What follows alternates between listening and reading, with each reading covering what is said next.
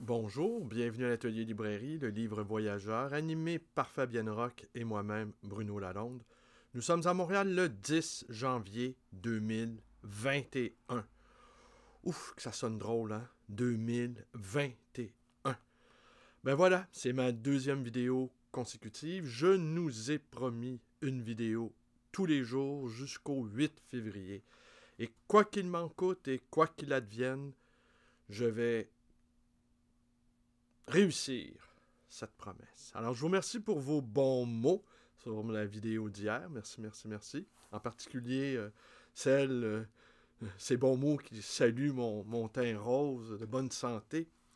De bonne santé, nous allons en avoir de besoin en 2021. La bonne santé mentale, intellectuelle, spirituelle, poétique, tout ce que vous voulez.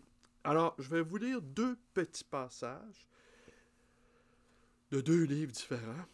Et je vais enchaîner avec une lecture non pas complète de ceci, quoique je pourrais parce que ça a à peine quelques pages, mais des passages ici et là.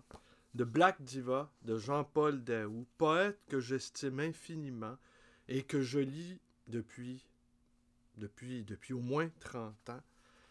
Et l'année dernière, lors d'un lancement d'un CD au Quai des Brumes, en avril ou mai 2019,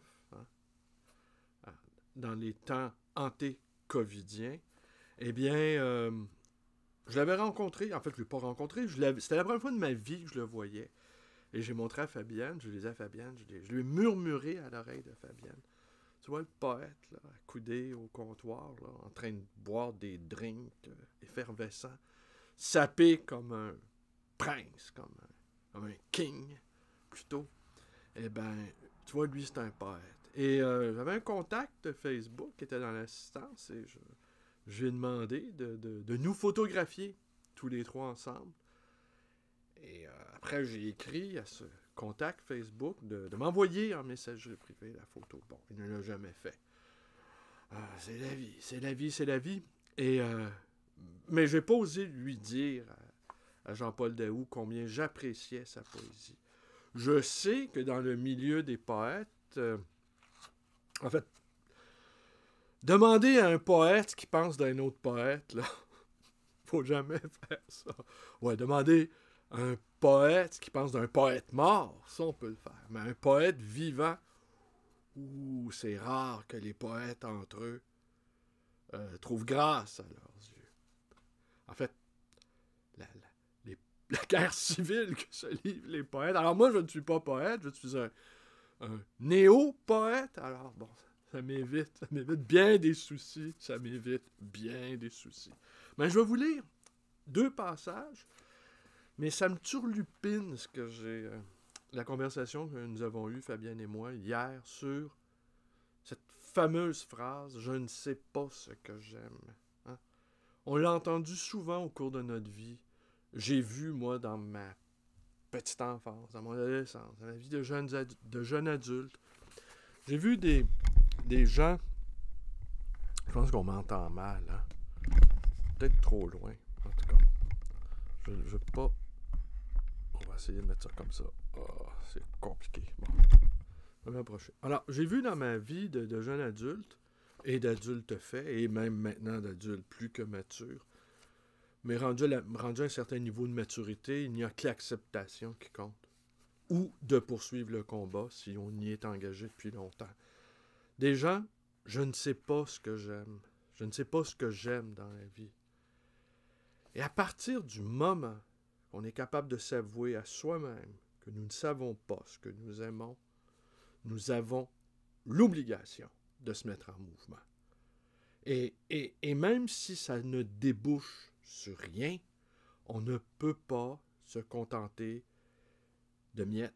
On ne peut pas se contenter d'avantages secondaires que nous confère cette situation-là d'impuissance. Il faut se mettre en mouvement, coûte que coûte. Échapper à la médiocrité est une nécessité. Alors, si ça doit finir mal, si ça doit finir en tragédie, vaut mieux la tragédie que la médiocrité. N'est-ce pas Nietzsche qui disait que la poésie, c'est une façon de sublimer la tragédie? Vous savez, je cite toujours à tort et à travers et je cite tout croche. Alors, je vais vous lire 2 passages qui m'ont particulièrement frappé de l'innommable actuel de Roberto Calasso, écrivain italien. Et c'est Cécile Gilbert, dans son dernier livre, non pas Roue libre, mais oui, Roue libre, exactement, la culture contre l'art, le sous-titre, la bande-annonce, en fait, qui m'a mis sur la piste de ce livre-là.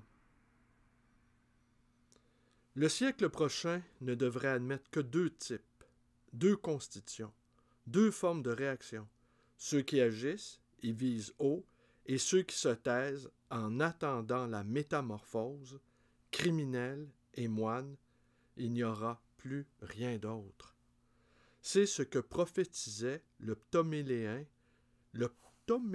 oui, de Gottfried Benn. Les criminels ne font pas défaut. Les moines sont invisibles, mais régissent peut-être aujourd'hui encore l'ordre du monde, comme les 7 voyants védiques ou les savants cachés de la Kabbale. Ceux qui, au contraire, se montrent sont 2 autres types, touristes et terroristes. Hein? Ben voilà, les moines invisibles. Eh bien, moi, je prétends que nous, amoureux de la chose imprimée, eh bien, nous sommes les moines de notre temps. Hier encore, j'avais 20 ans, hier encore, j'ai allumé les lumières de la librairie et je ne calcule plus le nombre de gens qui ont voulu entrer à la librairie. Je les entendais sonder la porte, je les voyais mettre leurs mains et voir si on m'apparaissait derrière la vitrine. Certains cognaient même. J'ai ouvert à 1 ou 2 pour leur dire que j'étais fermé. Hein? Je leur ai ouvert la porte pour leur dire que la porte était fermée. Paradoxe de notre temps. Et là, je me disais, c'est quand même incroyable, mais voilà, tous ces gens-là, en quête de quelque chose que le monde moderne n'offre pas, eh bien, ce sont eux, les moines. Ce sont eux qui régissent les choses de l'invisible. Voilà. Ça fait longtemps que ça me travaille, cette idée-là. Au fond, au Québec, bon, le religieux, la chose religieuse n'existe pratiquement plus. Les églises sont transformées en condos. Mais partout, il y a des âmes, hein, n'ayons pas peur de ce mot, qui sont en quête de quelque chose et qui par bien des côtés, refusent certains aspects de ce monde moderne et qui, en même temps, c'est grâce à eux si ce monde-là ne tourne pas totalement à la catastrophe. Voilà. Et c'est une idée que je trouve très, très, très intéressante. Et je pense que c'est une des fonctions de la poésie, de la littérature. Un peu moins la philo. Mais quoique la philo appartient de plus en plus au champ littéraire, mais ça, c'est une autre histoire. De garder intact quelque chose de la nécessité de ce monde. Je vais vous lire un autre passage. La haine de la culture, de Conrad Paul Liesmann.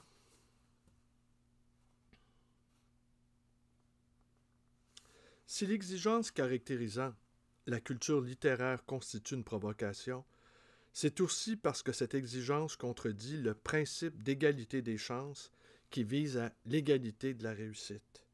Certes, les établissements de formation peuvent rendre possible et faciliter les expériences littéraires, au même titre qu'ils le font pour toute formation authentique, mais ces expériences n'ont pas vocation à être effectuées sous la contrainte ni à être contrôlées. La lecture est une activité solitaire et il est impossible de planifier ou de pronostiquer aussi bien l'effet que peut produire une lecture sur le processus de développement et de formation d'une personne que les intérêts qui pourraient ainsi être stimulés ou au contraire découragés chez cette personne. Il existe une autre raison au fait que la culture littéraire se trouve en contradiction avec l'ère pédagogique. C'est que l'ambition de lui accorder une place au sein des cours rappelle constamment qu'un tel enseignement n'est en fin de compte destiné qu'à un petit nombre d'élèves. Il n'est pas possible d'obtenir par la force que chacun puisse approcher la littérature et se l'approprier. La seule chose qu'on peut faire à ce sujet, c'est préparer un terrain propice à sa rencontre. À elle seule, les ventes de livres montrent que la lecture, dans toutes ses variantes, est restée ce qu'elle a toujours été, à savoir une activité réservée à un public minoritaire. Comme toute minorité, celle des lecteurs mériterait elle aussi une protection particulière. Il fut un temps où, dans certains milieux, on pouvait acquérir un surplus de distinction sociale en énumérant des noms d'auteurs et des titres de livres, mais rien de tout cela n'existe plus. Voilà, c'est la littérature, telle que je la conçois, est à la fois une école de sens, à la fois une école de liberté, de liberté ontologique.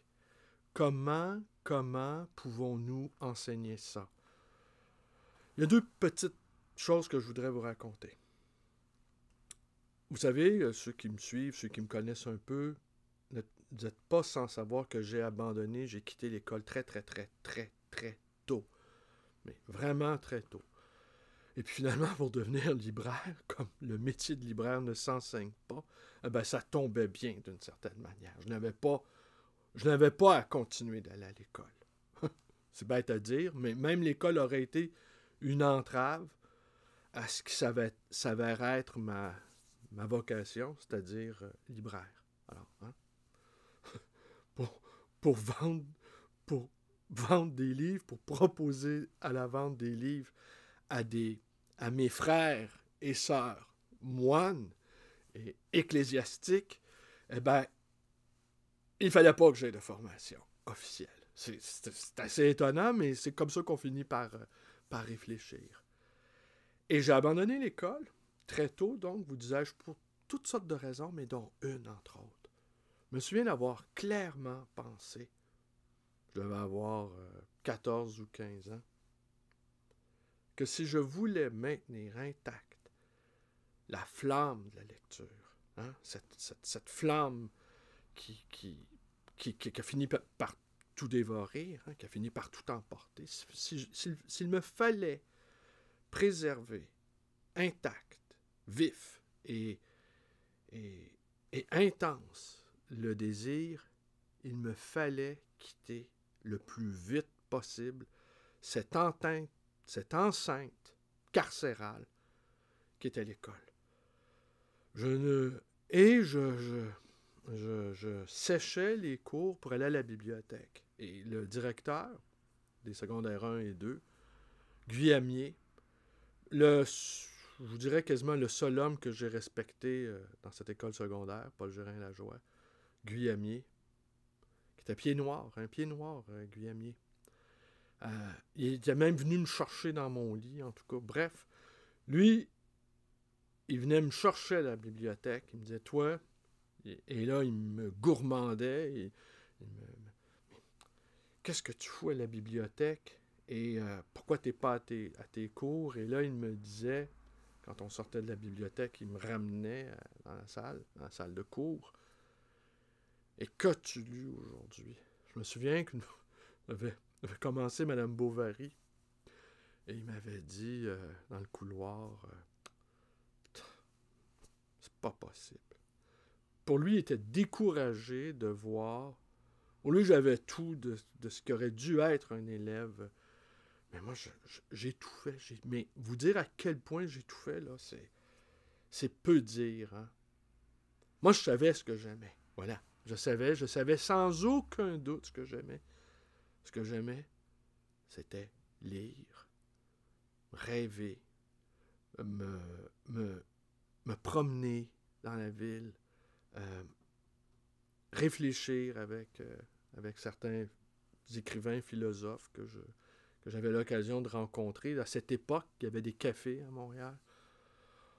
Des cafés qui étaient ouverts la nuit où les gens échangeaient. Aujourd'hui, vous le savez, c'est quoi, là? C'est des grandes chaînes américaines. Les gens, ils ont leurs écouteurs.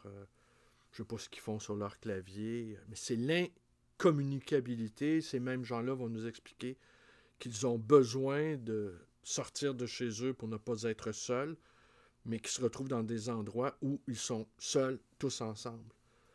Et c'est une misère. Mais à cette époque-là, on pouvait rencontrer, je vous parle du milieu des années 70, des poètes, des écrivains, des gens qui avaient envie de partager leur désir de lecture. Mais tout ce beau petit monde-là existe encore. Mais il est atomisé. Il est isolé. Et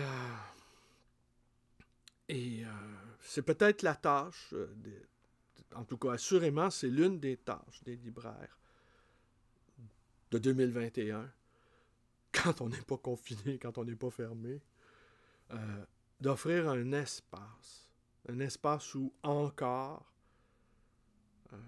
les amoureux de la chose imprimée, de la pensée, de la poésie peuvent se rencontrer.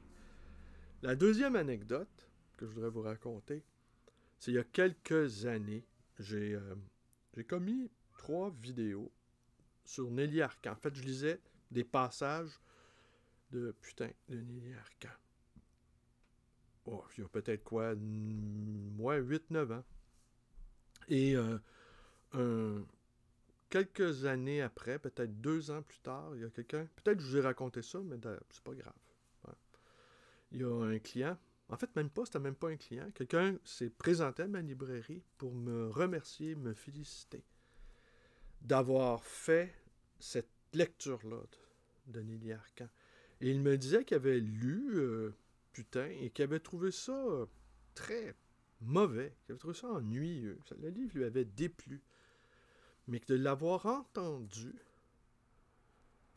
il en avait été bouleversé, il avait éprouvé une très vive émotion au point d'en pleurer. Et là, alors il est rentré comme ça, il dit, me dire ça, et il est reparti aussi vite. Alors j'ai fait pleurer quelqu'un. Ouais, j'ai pas juste fait pleurer ma mère dans ma vie, mais j'ai fait pleurer aussi. J'ai fait pleurer quelqu'un qui a écouté cette vidéo-là sur Nelly Arcan. Ce qui me faisait dire, aujourd'hui avec le politiquement correct, mais là c'est plus qui relève aussi du religieux, hein, la parole qui excommunie, la parole qui chasse les infidèles du temple, la parole pas souveraine, mais la parole tyrannique, hein, de la bien-pensance. Eh bien, aujourd'hui, sans doute, on dirait, ouais, un homme blanc, hétéro, monogame, qui se met dans la peau d'une autrice, hein, Nelly Arcan, qui se met dans la peau d'une prostituée. Eh bien, c'est pas possible. Il y aurait seulement qu'une femme qui s'est livrée à la prostitution qui pourrait lire un texte de Nelly Arcan.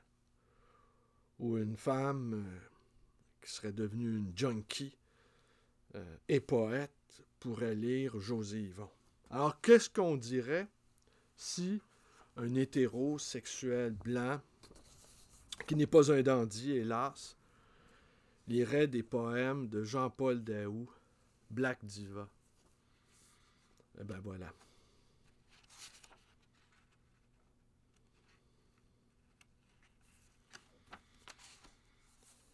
Que faire? Qu'écrire quand on n'est pas une fille et qu'on n'a pas la beauté du féminisme naissant comme conjoncture? Être tapette. Essayer de faire quelque chose de le fun, alors que je suis obligé de faire la femme de ménage dans tous les fantasmes de gars. Je ne suis plus qu'une black diva, pendue dans la loge surchargée d'une race maudite. Qu'une black diva. J'oscille entre 2 genres comme un pont de bambou d'où on tombe nécessairement pour être avalé par des crocodiles visqueux. La race qui s'accroche aux stars et qui finit tout seul pendant que les dents du dentiste du dentier applaudissent et font un standing ovation à la nouvelle bitch qui vient de s'effoirer. Estin in my world et complètement scalper la queue leur grouille encore avant de replonger dans le sourire d'un autre niaiseux. Black Diva.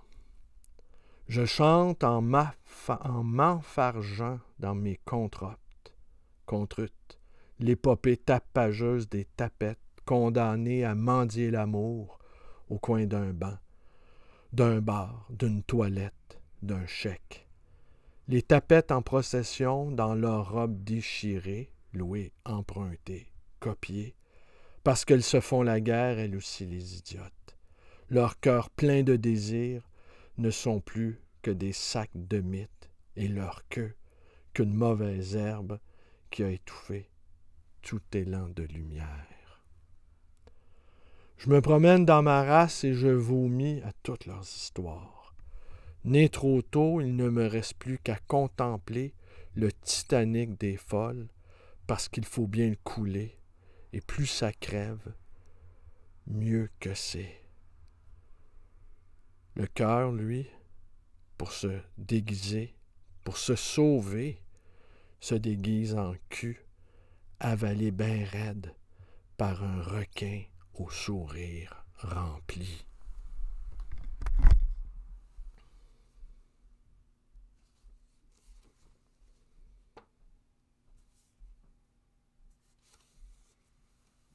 I'm just a black diva, an operette of tapette.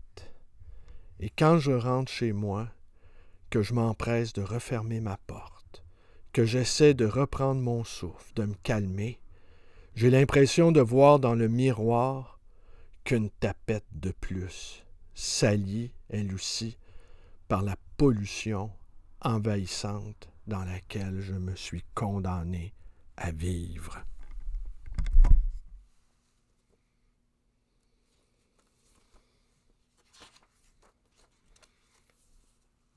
I'm just a black diva, an opera of suicide.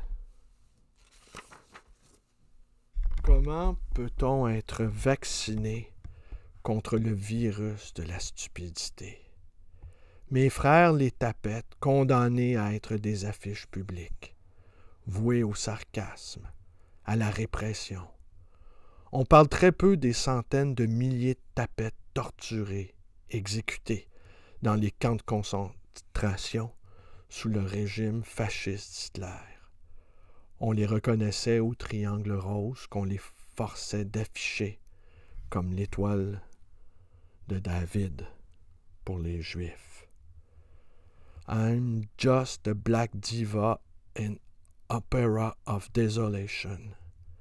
Et aujourd'hui, dans le pays qui se dit le plus libre du monde, les États-Unis, il est illégal d'entrer si on se déclare officiellement homosexuel, gay, tapette, name it, danger, obligé de se cacher comme si on avait la peste, closet queen, pas le choix, sinon c'est la mort. Le cœur s'étouffe dans ses sanglots de sang, la rage. Condamnés toujours, et nous sommes des millions condamnés encore. On a servi de cobaye à toutes sortes d'expériences médicales, à toutes sortes d'expériences, malades, mésadaptées, refoulées, la race maudite comme l'appelait Proust, et maintenant le sida. On n'a qu'à lire certains commentaires orduriers de la presse américaine sur le sujet pour savoir que Sodome et Gomorrhe ride again.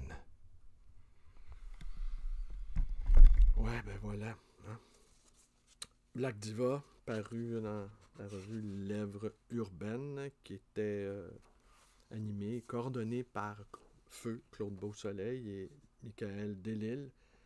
Et ce texte date de 1983, en pleine pandémie, Ouais, en pleine pandémie. Est-ce que je pourrais vous parler de ça, du village gay? Je pourrais vous en parler longtemps du village gay. Je me plaisais toujours à dire que j'étais une sorte de Lévi-Strauss du village. Je suis né dans le village. Mais c'était pas le village. Hein? Et quand je dis une sorte de Lévi-Strauss, en boutade, j'aurais pu écrire non pas triste tropique, mais gay tropique. Tropique gay, si vous préférez. Et n'étant pas un membre, hein, ne faisant pas partie de la tribu, mais j'ai pu observer certains membres de la communauté gay comme un ethnologue observe sans en être un, les mœurs d'une tribu indigène. J'ai vu l'évolution économique, la chambre. Parce que ce qui est écrit ici maintenant, la reconnaissance, c'est une grande chose. Des droits civiques des homosexuels est reconnu là, par des diverses chartes et même aux États-Unis. Bon, quant aux préjugés, ça c'est une autre histoire, mais les préjugés, c'est pas si grave. C'est l'inégalité des droits civiques qui est gravissime. Parce que les préjugés, on peut les combattre, mais les droits civiques là, qui sont bafoués, eux doivent être l'objet de réformes législatives. Et là, c'est le combat politique qui compte. Combat politique contre les préjugés, je ne sais pas si on peut y parvenir. Mais j'ai vu l'évolution donc de ce village dans lequel j'ai grandi être un lieu d'effervescence culturelle. Et j'ai connu beaucoup de gens aussi qui n'étaient pas des amis. Certains étaient simplement de simples connaissances. Mais j'en ai vu beaucoup mourir du sida. Et au milieu des années 90, la pandémie du sida faisait rage. Et au début des années 90, elle faisait rage. Et moi, je sortais tard. Et je rentrais tôt. Hein. Et régulièrement, il y avait des camions gris de la morgue qui ramassaient les dépouilles de gays emportés par le sida. Alors, et une fois, entre autres, sur la rue Sherbrooke, j'avais jeté la porte était ouverte, la porte arrière de la morgue était ouverte et il y avait 2-3 corps sur des étagères, dans des body bags. 2-3 personnes, on avait retrouvé sans doute 2-3 personnes là, dans leur appartement. Et là, maintenant, aujourd'hui, le village est mort, en fait. On ne vous le dira pas, le village n'existe plus. Peut-être que je reviendrai là-dessus, là. Et il est maintenu, vaille que vaille, il est maintenu par la chambre de commerce gay, par les promoteurs immobiliers, par ceux qui ont des restaurants, ceux qui ont des saunas, ceux qui possèdent des biens immobiliers dans le village, en tout cas des biens immobiliers commerciaux dans le village et qui, évidemment, ne souhaitent pas la disparition de leur gagne-pain. Mais avec l'intégration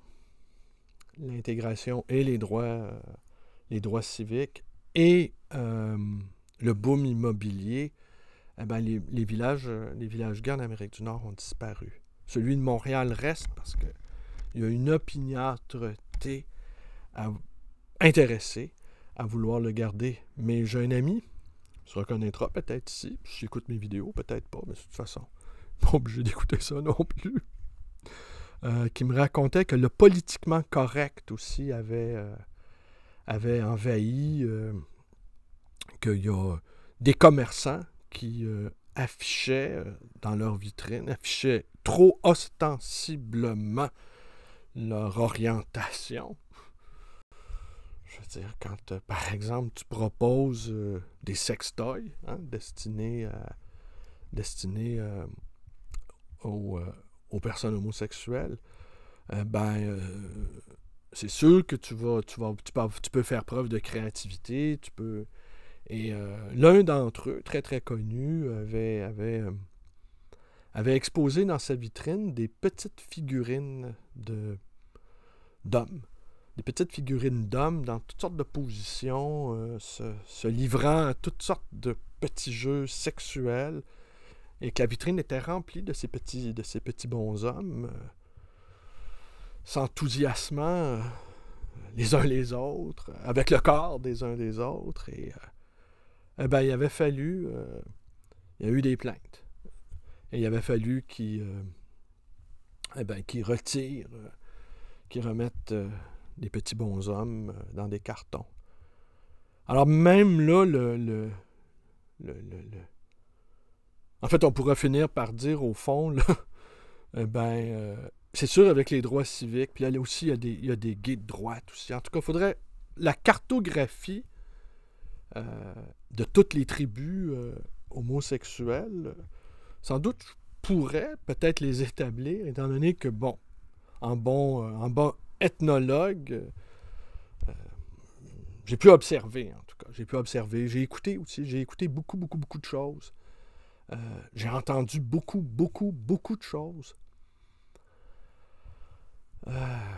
qui me permettent de dire aussi qu'avec ce qui est une bonne nouvelle, là, avec la reconnaissance des droits civiques, il y a un aplatissement, là. Il y a une sorte de normalisation, qu'au fond, une sorte d'indifférence nécessaire quant aux mœurs sexuelles des uns, des unes et des autres, a fait de telle sorte aussi que la normativité, je ne parlerai pas ici d'hétéronormativité, là, comme on l'entend, mais la normose, hein, le désir d'être comme tout le monde à un point névrotique, a envahi